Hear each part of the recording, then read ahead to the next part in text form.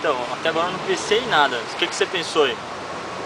Ah, meu, sinceramente, é pouco tempo pra gente pensar no que a gente vai gravar. Pra falar a verdade, eu tô com uma vontade de ir no banheiro, mas vocês vão pensando aí, você e a Gabi, que eu já volto aí. Beleza, vai lá falar no banheiro que eu vou lá falar com ela. Você vai mesmo? Então Beleza. vou lá que eu tô um apertado, meu. Já Vai lá, volto vai lá, aí. vai lá. Calma aí.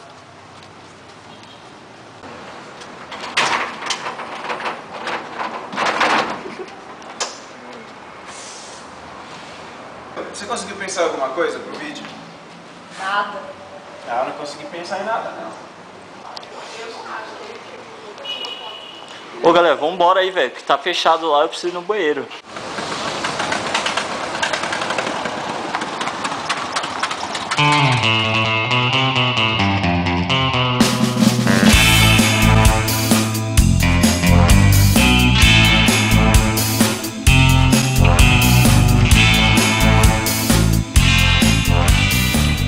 Puta, velho, tô aqui no banheiro urgente, o Anderson não vem, né, Gabi? O que a gente faz? Olha ele aí, ó. Então, Dá pra usar o banheiro lá rapidão? dá.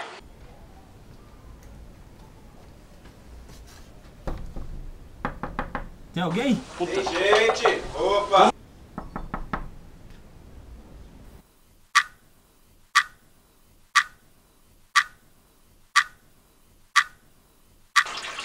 Grava. Ah, velho, eu aguentava mais. Agora eu vou lá ajudar os dois lá pra fazer o vídeo. Achei lá.